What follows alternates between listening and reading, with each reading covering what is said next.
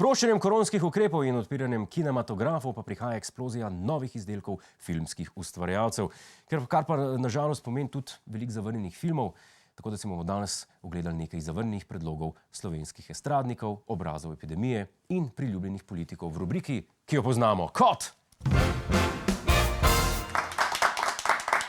Danes rubriko začnemo številko 7. Prvi današnji zavrnjeni film je delo stranke SD, imenuje pa se Kristusov fajon.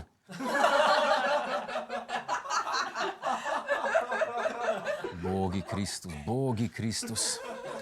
Če mislite, da je trpel, ko je nosil križ, kako šele trpi, ko mora njo prenašati. Zdravniku Alojzu Ihanu so zavrnili film I Hannibal Lecter,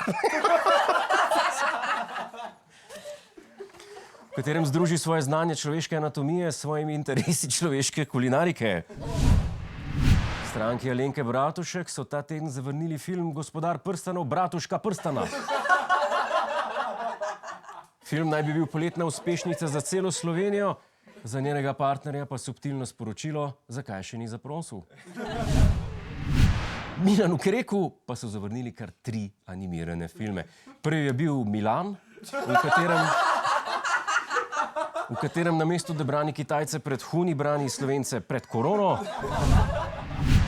Drugi je Krekules. Po neuradnih informacijah je hotel to najprej izvesti kot neanimiran film, saj so bili stroški 12 animatorjev manjši kot stroški 24 osebnih trenerjev. Njegov tretji zavrnjeni film pa je Jap Škrek.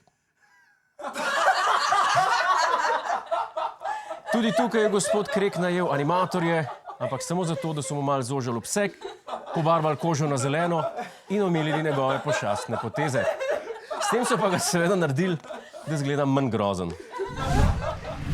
Zadnji današnji zavrnjen film pa je od neznanega umetnika, savanta in nasploh prečudovite osebe, imenuje pa se God Lara Croft, ki pa je bil zavrnjen po krivem in brez pomisleka o čustvih njegovega ustvarjalca ali pa vseh kirurških popravkov, ki jih je mogel prestati. Hej, preden greš, klikni tukaj in se naroči na naš YouTube kanal, imamo pa tudi TikTok, Instagram in Facebook, tako da le urno.